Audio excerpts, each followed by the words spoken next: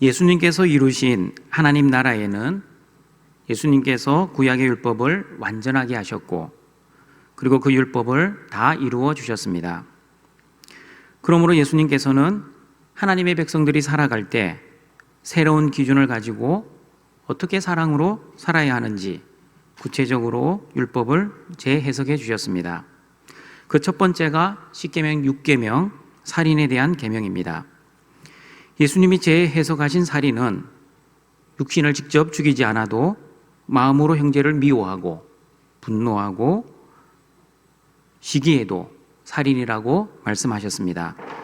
그리고 말로 인격을 모독하고 멸시하는 욕설과 조롱과 비난과 정죄와 심판도 살인이라고 말씀하셨습니다. 이렇게 마음으로 말로 살인하면 심판을 받게 되고 공회에 잡혀가고 지옥불에 들어가게 될 것입니다. 22절까지의 말씀입니다. 23절은 그러므로라고 시작합니다. 무슨 말입니까? 22절 말씀, 형제에게 노하는 자마다 심판을 받게 되고 형제를 대하여 라가라고 욕을 하면 공회에 잡혀가게 되고 미련한 놈이라고 판단하고 정죄하면 지옥불에 들어갈 수 있으므로, 그러므로 너희들은 이제부터 마음과 말로 살인하지 말고 이렇게 살았으면 좋겠다는 예수님의 바람을 이제부터 말씀하시겠다는 뜻입니다. 어떻게 사는 것이 살인하지 않고 살아가는 삶인지 그 첫 번째 예수님의 말씀을 23절, 24절을 통해 알아보도록 하겠습니다. 같이 읽어보겠습니다. 그러므로 예물을 제단에 드리려다가 거기서 내 형제에게 원망들을 만한 일이 있는 것이 생각나거든 예물을 제단 앞에 두고 먼저 가서 형제와 화목하고 그 후에 와서 예물을 드리라. 청중가족 여러분, 예수님께서는 살인의 문제를 관계의 문제로 시선을 돌리시는 것을 우리는 알 수 있습니다. 왜냐하면 마음으로 말로 살인하지 않기 위해서는 관계를 잘 맺어야 하기 때문입니다. 그런데 여러분, 하나님의 관계가 중요합니까? 아니면 사람들과의 관계가 중요합니까? 성도인 우리는 사랑과의 관계보다 하나님과의 관계가 더 중요하다고 알고 있습니다. 그런데 예수님께서는 하나님의 관계도 중요하지만 하나님과의 관계보다 사람들과의 관계가 더 중요하다고 말씀하십니다. 그 이유가 무엇입니까? 사람을 살인하는 것은 너무 쉽게 할 수 있기 때문입니다. 사람의 육신을 죽이는 것은 힘듭니다. 그러나 사람을 마음으로 살인하는 것은 그렇게 어렵지 않습니다. 그리고 사람을 말로 살인하는 것, 이것도 너무 쉽습니다. 왜냐하면 마음으로 살인을 하고 말로 살인을 해도 살인을 당하는 상대방은 모르기 때문입니다. 자신이 살인을 당했는지 전혀 모르는 상태로 여러 번 죽어 자신이 죽은 시체라는 것을 모르기 때문입니다. 그러므로 예수님께서는 마음으로 말로 살인하지 말 것을 경고하시면서 예수님이 이루신 하나님 나라의 하나님의 백성들은 이제부터 마음과 말로 살인하지 말고 사람들과의 관계를 회복하기를 원하셨습니다. 서로 사랑하며 이해하며 용서하며 살기를 바라셨습니다. 이 자리에 계신 우리 부모 성도 여러분, 부모님들은 예수님의 이 말씀을 잘 이해하실 것입니다. 하나님과의 관계보다 형제들과의 관계를 먼저 회복하라는 이 예수님의 말씀을 부모로서 동감하실 것입니다.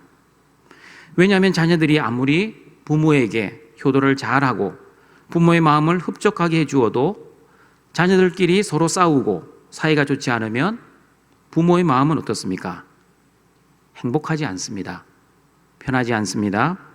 자녀들이 아무리 용돈을 많이 줘도, 아무리 여행을 많이 시켜줘도, 그리고 맛있는 음식을 사주고 옷을 사줘도 아들과 딸이 서로 화목하지 못하고 서로 만나기만 하면 싸우고, 아니 서로 연락도 하지 않고 지내면 부모님의 마음은 힘이 들고 우울합니다. 마찬가지입니다. 하나님께서는 하나님과의 관계보다 자녀들과의 관계가 좋아지기를 원하십니다. 물론 하나님과의 관계가 아무것도 아닌 것은 아니지만 자녀들과의 관계가 좋지 않으면 하나님의 마음도 부모님의 마음처럼 우울하실 것입니다. 왜냐하면 예물을 제단에 드리다가 거기서 형제에게 원망들을 만한 일이 생각나거든. 즉 형제들과의 관계가 좋지 않으면 제사가 다 마친 후가 아니라 제사를 드리는 도중이라도 예물을 제단 앞에 두고서라도, 다시 말하면 하나님과의 관계보다 형제에게 먼저 가서 화목하고 그리고 다시 와서 예물을 드리라고 말씀하시기 때문입니다. 이 말씀을 오늘날의 예배로 각색해 보겠습니다. 오늘처럼 주일날 예배를 드리고 있습니다. 예배의 부름과 송령, 기원, 찬송을 부르고 성시교독을 하고 신앙 고백을 했습니다. 찬송 후에 장로님의 은혜로운 기도 후에 성령 봉독을 하고 찬양대의 아름다운 찬양도 들었습니다. 그리고 목사님의 설교가 시작되었습니다. 설교를 듣고 있는데 갑자기 친구에게 했던 말이 생각이 납니다. 그 말 때문에 친구가 마음이 아프고 힘들어할 것 같은 생각이 들었습니다. 그럼 미안한 마음이 들자 갑자기 예배를 드리다 말고 일어나 뚜벅뚜벅 저 출구를 향해 걸어 나갑니다. 30분이 지나고 목사님의 설교가 결론 부분 말씀을 정리하도록 하겠습니다 라고 하는데 예배당을 나갔던 그 사람이 다시 예배당으로 들어와 자신의 자리에 앉습니다. 나갈 때는 근심 어린 얼굴로 나갔지만 다시 들어올 때는 환한 얼굴로 들어왔습니다. 등촌가족 여러분, 예배 중에 실제 이런 성도를 보신다면 여러분은 어떤 반응을 하시겠습니까? 저 사람 뭐야? 하나님께 드리는 경건한 예배 시간에 왜 왔다 갔다 하고 있지? 전도사님은 뭐 하는 거야? 저런 사람 못 들어오게 막아야지. 왜 예배를 방해하고 있지? 그런데 여러분, 하나님께서는 이 사람을 어떻게 보시겠습니까? 그래 장하다.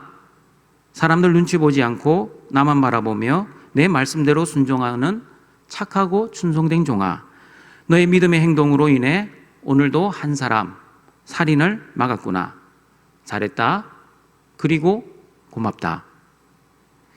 하나님께서는 얼마나 형제들끼리 화목하게 지내는 것을 원하셨는지, 심지어 제사를 드리는 시간, 그것도 예물을 제단에 드리는 그 순간이라도 형제에게 원망들을 만한 일이 생각이 나면 제사를 중단하고 예배를 중단하고 형제와 화목하기를 원하셨습니다. 여러분, 제사 드리는 순서 아십니까? 첫 번째, 가장 먼저 흠없는 온전한 제물을 고릅니다. 두 번째, 회막이나 성전으로 그 제물을 끌고 갑니다. 세 번째, 제물의 머리에 안수를 합니다. 그리고 네 번째, 제물을 죽입니다. 다섯 번째, 제물의 피를 제단에 뿌립니다. 그리고 여섯 번째, 제물의 가죽을 벗깁니다. 그리고 일곱 번째, 각을 뜹니다. 각을 뜬다는 말은 뼈의 마디마디를 분리한다는 뜻입니다. 그리고 나서 여덟 번째, 제단에 불을 붙이고 불 위에 나무를 올려놓고 제물을 올려놓고 제물을 태우면 제사는 완료됩니다. 그러므로 여러분, 오늘 예수님이 말씀하신 예물을 제단에 드리려다가 거기서 내 형제에게 원망들을 만한 일이 생각나는 때는 제사를 드리는 단계 중 몇 번째 단계입니까? 예물을 제단에 드리는 단계는 마지막 여덟 번째 단계입니다. 무슨 말입니까? 제사의 하이라이트, 마지막 단계, 조금만 있으면 제사가 다 끝나는 단계입니다. 그런데 예수님은 예물을 제단에 드리는 그 마지막 단계라도 제사를 중단하고 형제와 화목하기를 원하셨습니다. 등촌가족 여러분, 여러분은 이 예수님의 마음을 이해하시겠습니까? 하나님과의 관계도 너무 중요하지만 형제들과의 관계도 너무너무 중요하게 여기시는 그 예수님의 마음을 우리는 알아야 합니다. 제사를 중단하는 일이 있더라도 너희들이 형제들과 화목했으면 좋겠다는 그 예수님의 마음, 너희가 하나님을 사랑하듯이 너희 형제도 사랑하면 너무 좋겠다는 그 예수님의 마음을 저와 여러분은 알아야 합니다. 등촌가족 여러분, 우리가 잘 알고 있는 율법의 요약 마태복음 22장 37절 40절 말씀도 그래서 이렇게 이해를 해야 합니다. 같이 한번 읽어보겠습니다. 예수께서 이르시되 내 마음을 다하고 목숨을 다하고 뜻을 다하여 주 너희 하나님을 사랑하라 하셨으니 이것이 크고 첫째 되는 계명이요 둘째도 그와 같으니 내 이웃을 내 자신같이 사랑하라 하셨으니 이 두 계명이 온 율법과 선지자의 강령이니라. 율법을 두 가지로 요약할 수 있습니다. 첫 번째, 하나님을 사랑하라. 두 번째, 내 이웃을 내 자신같이 사랑하라입니다. 그러면 등촌가족 여러분, 첫 번째가 중요합니까? 두 번째가 중요합니까? 눈으로 대답하지 마시고 우리 입술로 속으로 한번 대답해 보시길 바랍니다. 첫 번째가 중요합니까? 두 번째가 중요합니까? 답은 첫 번째도 중요하고 두 번째도 중요합니다. 예수님께서는 하나님을 사랑하라 하셨으니 이것이 크고 첫째 되는 계명이요. 자, 우리 그 다음에 잘 유념해서 보시길 바랍니다. 둘째도 그와 같으니, 그와 같다는 말은 무슨 뜻입니까? 둘째 계명, 내 이웃을 내 자신같이 사랑하는 계명도 첫째 계명, 하나님을 사랑하는 그 계명과 똑같이 크고 첫째 되는 계명이고 똑같이 중요하다는 뜻입니다.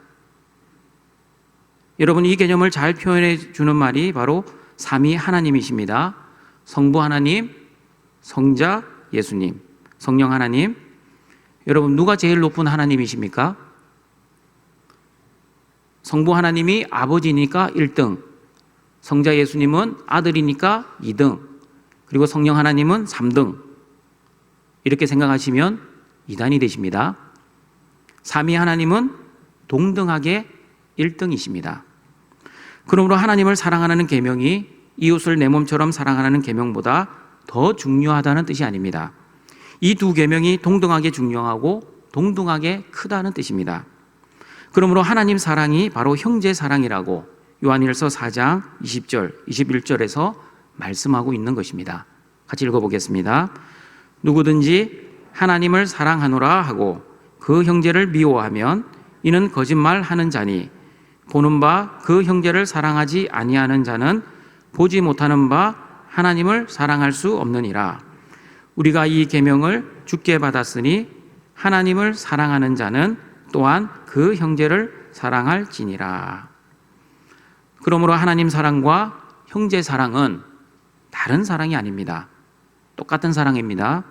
하나님을 사랑하는 것은 형제를 사랑하는 것이고 형제를 사랑하는 것은 하나님을 사랑하는 것입니다. 그러므로 하나님 사랑과 형제 사랑을 별개의 사랑이라고 생각하지 마시길 바랍니다. 마찬가지입니다. 하나님과의 올바른 관계와 형제들과의 올바른 관계는 다른 관계가 아닙니다. 똑같은 관계입니다. 하나님과 올바른 관계를 맺은 사람은 형제들과도 올바른 관계를 맺습니다. 그리고 하나님과 올바른 관계를 맺지 못하는 사람은 사람들과도 올바른 관계를 맺지 못합니다. 그러나 만약 하나님과 올바른 관계를 맺은 사람임에도 불구하고 형제들과 올바른 관계를 맺지 못하고 살아간다면 어떻게 되겠습니까? 아무리 하나님과 좋은 관계를 맺고 있다 할지라도 사람들과 올바른 관계를 맺지 못하면 결론적으로 하나님과 올바른 관계를 맺지 못하는 사람입니다. 여러분 잘 기억하십시오. 제가 누누이 말씀하는 거룩한 성도가 아니라 거룩한 척하는 성도이기 때문에 하나님과의 관계는 올바르다라고 본인은 착각하고 있습니다. 왜냐하면 형제들과의 관계는 형편없기 때문입니다. 그러므로 동청가족 여러분 반드시 기억하십시오. 하나님과의 올바른 관계를 맺고 사는 사람은 형제들과도 올바른 관계를 맺으며 살아갑니다. 그러나 하나님과 올바른 관계를 맺고 살고 있다고 생각하지만 형제들과는 올바른 관계를 맺지 못하면 하나님과도 여전히 올바른 관계를 맺지 못하고 있다는 것을 꼭 기억하시길 바랍니다. 예수님은 오늘 본문을 통해 이 관계를 말씀하시고 있습니다. 하나님과의 올바른 관계를 맺기 위해서는 반드시 형제들과 올바른 관계를 맺어야 한다는 것을 강조하시고 있습니다. 그러므로 동청가족 여러분, 가장 먼저 형제의 마음에 원망들 만한 일을 하지 마시길 바랍니다. 그러나 연약한 인간인지라 원망들을 만한 일을 하셨다면, 그리고 그 일이 예배 중에 또는 기도 중에 생각이 났다면 반드시 그 형제를 찾아가십시오. 그리고 그 형제에게 용서를 구하시고 그 형제와 화목하십시오. 이런 믿음이 있는 용기 있는 행동을 하나님은 기뻐하시고 영광을 받으실 것입니다. 왜냐하면 형제에게 원망될 만한 행동과 말을 해놓고 그 형제와 화목하지 않으면 그 형제를 살인자로 만들 가능성이 있기 때문입니다. 무슨 말입니까? 형제에게 원망될 만한 일이란 내가 예배를 드리다가 갑자기 그 형제가 나에게 했던 기분 나쁜 말과 행동으로 화가 나서 그 사람을 찾아가 내가 지금 당신의 말과 행동으로 화가 났으니 빨리 나에게 사과하십시오 라고 말하는 것이 아닙니다. 오히려 그 반대입니다. 나의 말과 행동 때문에 형제가 화가 난 경우입니다. 나의 부주의한 말, 무심코 뱉은 기분 나쁜 말, 때로는 의도는 없었지만 상대방의 기분을 상하게 한 말 때문에 형제의 마음을 아프게 한 경우입니다. 그리고 나의 부주의한 행동과 기분을 상하게 하는 행동 때문에 형제의 마음이 힘든 경우입니다. 평소에는 아무런 생각 없이 무덤덤하게 살다가 예배 가운데, 기도 가운데 갑자기 생각이 났습니다. 여러분, 만약 내가 빨리 찾아가 사과를 하지 않으면 어떻게 되겠습니까? 나로 인해 형제의 마음이 힘들고 기분이 나쁜 형제가 나를 미워하고 나에게 마음으로 화를 내고 욕을 한다면 그 형제는 어떻게 되는 겁니까? 그 형제는 살인자가 되는 것입니다. 그러므로 우리는 형제를 살인자로 만들지 말아야 합니다. 형제를 나쁜 사람 만들지 마시고 형제와의 관계를 은혜롭게 회복하시는 우리 등촌의 가족들이 되시길 바랍니다. 등촌가족 여러분, 오늘 본문을 읽으실 때 성경의 인물 중에 혹시 생각나는 사람 없습니까? 제가 단어 힌트를 드리겠습니다. 22절, 24절에 나와 있는 단어들입니다. 예물, 제단, 형제. 형제가 중요한 힌트입니다. 구약에 가인과 아벨이 생각나지 않습니까? 여러분, 인류 최초의 살인은 제사를 드리고 난 후에 일어났습니다. 왜 가인이 아벨을 죽였는지 창세기 4장 3절, 5절에 나와 있습니다. 같이 읽어보겠습니다. 세월이 지난 후에 가인은 땅의 소산으로 제물을 삼아 여호와께 드렸고 아벨은 자기도 양의 첫 새끼와 그 기름으로 드렸더니 여호와께서 아벨과 그의 제물은 받으셨으나 가인과 그의 제물은 받지 아니하신지라. 여러분, 사람들은 어디에 관심이 많냐면 제물에 관심이 많습니다. 그러나 하나님께서는 제물뿐 아니라 사람에게 관심이 있습니다. 왜냐하면 하나님께서는 아벨의 제물만 아벨의 제물만 받으신 것이 아니라 아벨도 받으셨습니다.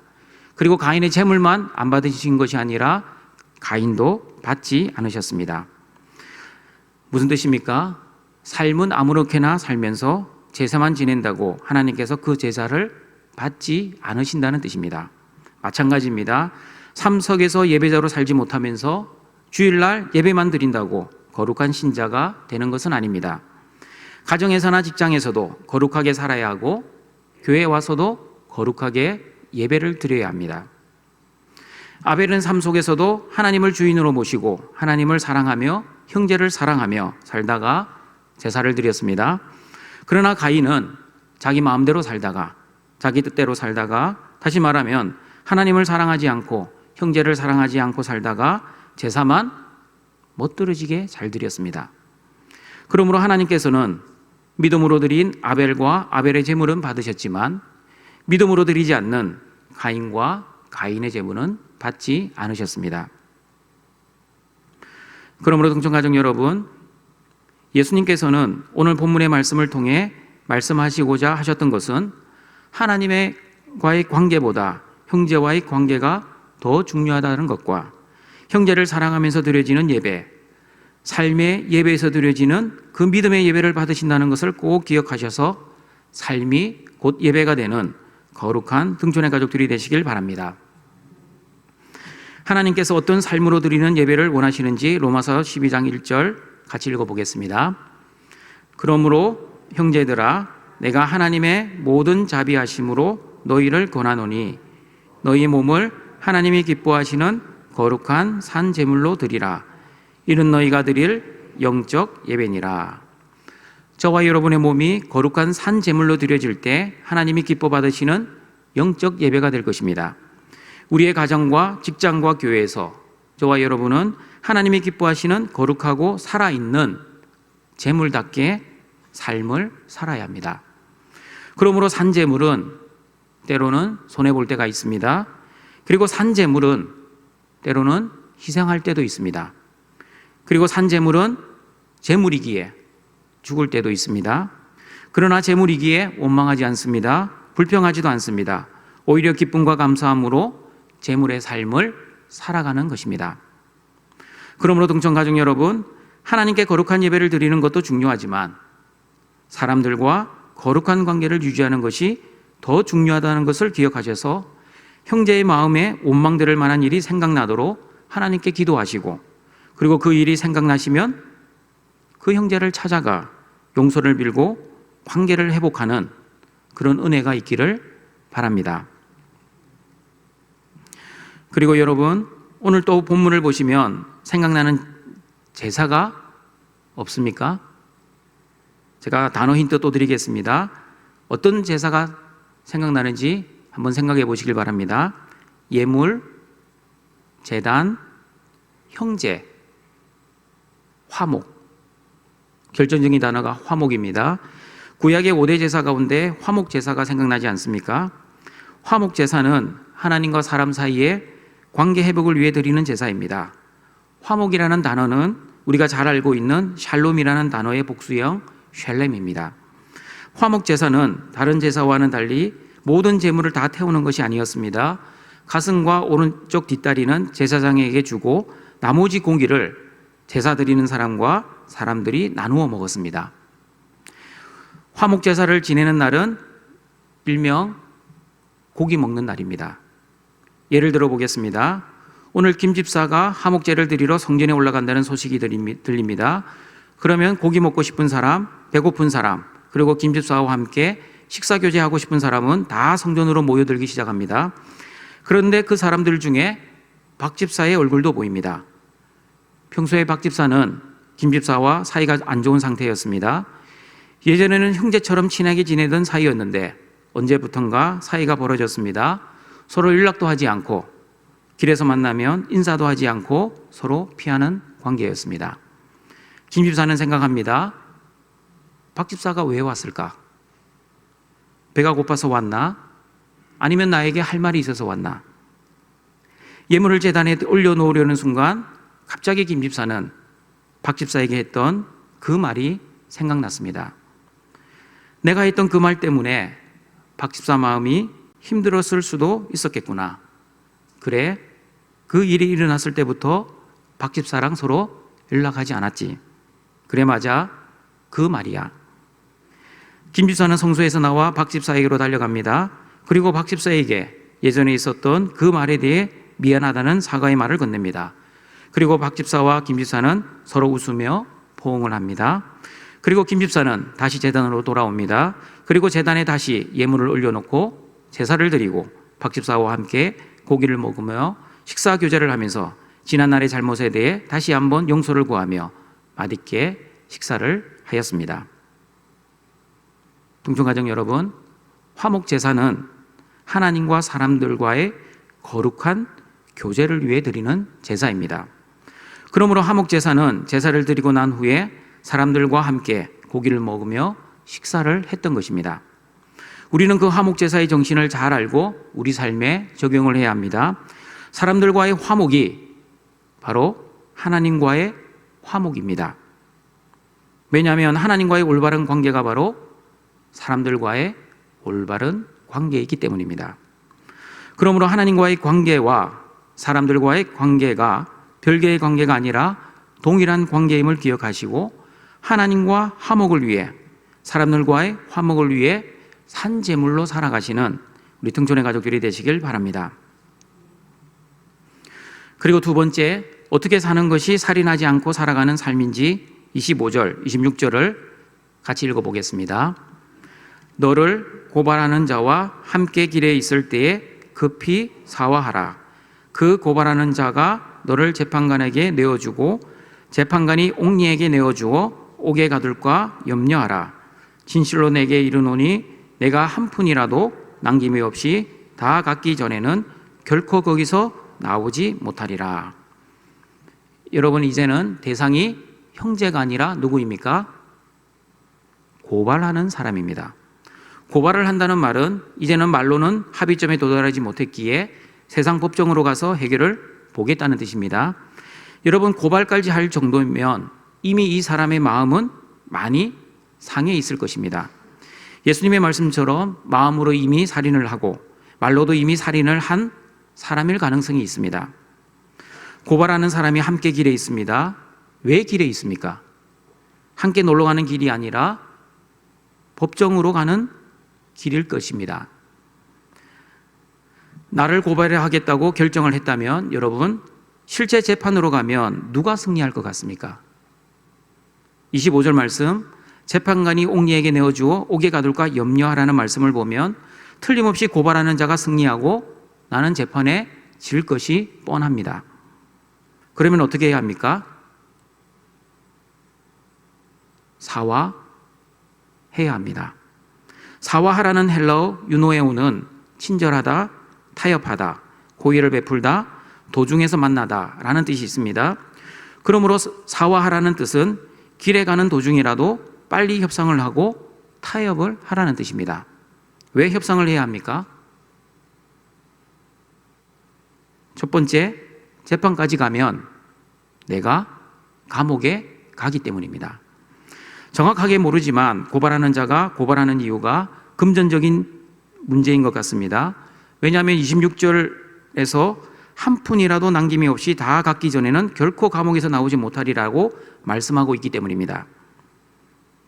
등촌가족 여러분, 돈 문제는 예나 지금이나 세상이나 교회나 아주 예민하고 심각한 문제입니다. 돈 때문에 사람들과의 관계가 깨지는 일이 한두 번이 아니기 때문입니다.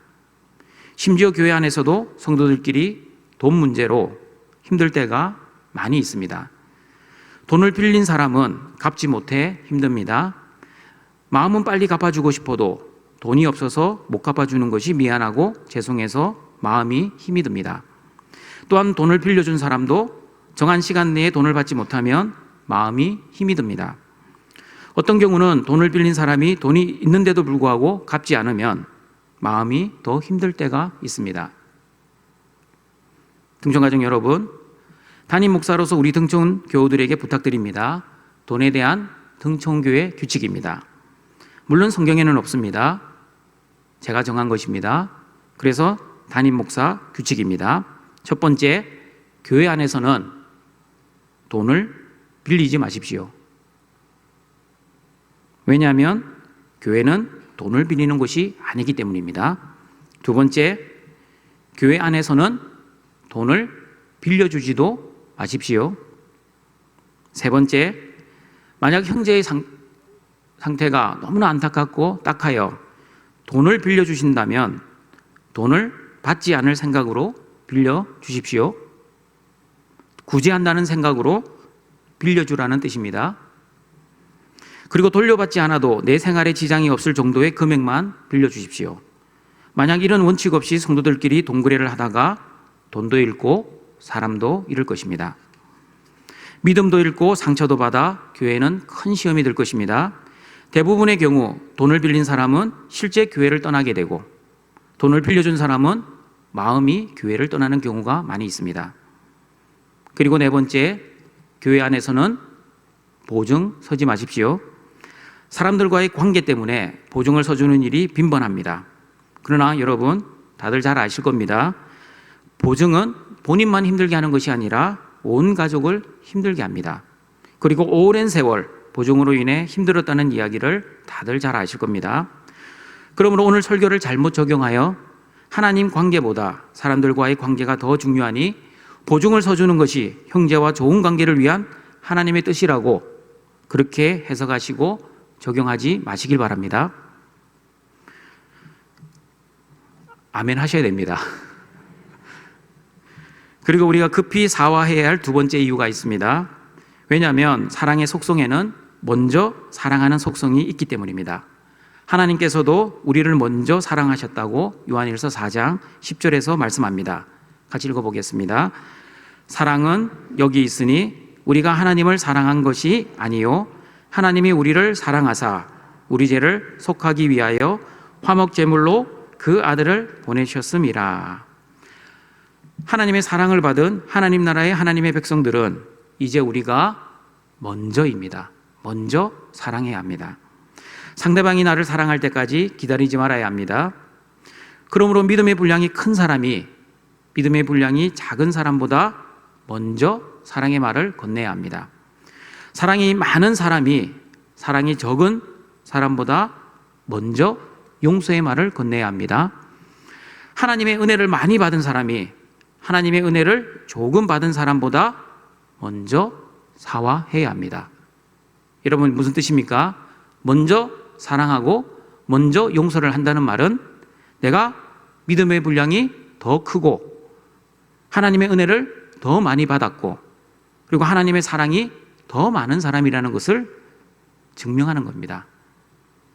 근데 내가 나보다도 상대방이 먼저 해주기를 기다린다면 나는 그 사람보다 더 믿음이 없고 더 사랑이 없고 더 은혜가 없다는 것을 증명하는 모습이 될 것입니다. 그러므로 먼저 사랑하는 것이 성도의 마땅한 삶이라는 것을 아시고 등촌의 가족들은 상대방이 먼저 사랑하기를 기다리지 마시고 먼저 사랑하고 먼저 용서하는 거룩한 등촌의 가족들이 되시길 바랍니다. 말씀을 정리하도록 하겠습니다. 예수님께서는 10계명, 6계명 살인하지 말라는 계명을 사랑으로 재해석하셨습니다. 마음의 살인, 말의 살인, 관계의 살인을 하지 말 것을 강조하셨습니다. 하나님의 나라에 하나님의 백성들이 만약 마음으로 말로 관계로 살인하면 하나님의 심판을 받게 될 것입니다. 그러므로 저와 여러분은 살인자가 되지 않도록 그리고 형제를 살인자로 만들지 않기 위해 우리는 하나님의 은혜를 구하며 기도하며 노력해야 할 것입니다. 첫 번째, 형제를 살인자로 만들지 않기 위해 형제에게 원망될 일이 생각이 나면 제사 중이라도 예배 중이라도 제사를 중단하고 예배를 중단하고 즉시 그 형제를 찾아가 용서를 빌고 형제와의 관계를 회복해야 합니다. 두 번째, 나를 고발하는 자가 나를 고발하여 재판에 가기 전에 빨리 그 사람과 길에서라도 용서를 빌고 타협해야 합니다. 이것이 바로 살인을 방지하는 예수님의 지혜입니다. 그러므로 살인은 마음의 살인, 말의 살인뿐 아니라 관계의 살인도 있다는 것을 기억하시고 내 감정보다 상대방의 감정을 먼저 고려하여 먼저 사랑하고 먼저 용서하고 먼저 이해하는 등촌의 가족들이 되시길 바랍니다. 저와 여러분이 마음으로 말로 수많은 사람을 죽였음에도 불구하고 십자가의 사랑으로 여전히 우리를 용서해 주시고 사랑해 주시는 그 하나님의 크신 사랑 때문에 우리는 지금까지 살아왔습니다. 그러므로 그 하나님의 은혜에 감사하고 기뻐하여 사람들과의 관계도 올바르게 잘 회복하시어 하나님께 영광을 돌리시는 우리 등촌의 가족들이 되시길 주님의 이름으로 축원합니다. 사랑과 자비가 풍성하신 여호와 하나님, 오늘도 하나님의 자녀들을 신령과 진리 안에서 예배자로 불러주시니 감사드립니다. 육신을 살인하지 않게 하시고 마음과 말로 살인하지 않게 하시고 하나님을 사랑하듯 형제를 사랑하게 하시고 하나님과 올바른 관계를 맺은 것 같이 형제들과도 올바른 관계를 맺으며 살아갈 수 있도록 은혜를 베풀어 주시옵소서. 하나님의 은혜와 복을 받은 자답게 내가 먼저 사랑하고 먼저 용서하고 먼저 이해하며 하나님의 사랑으로 형제를 사랑하고 심지어 원수까지도 사랑하는 우리 등촌의 거룩한 가족들이 되게 하여 주시옵소서. 예수님의 이름으로 기도드립니다. 아멘.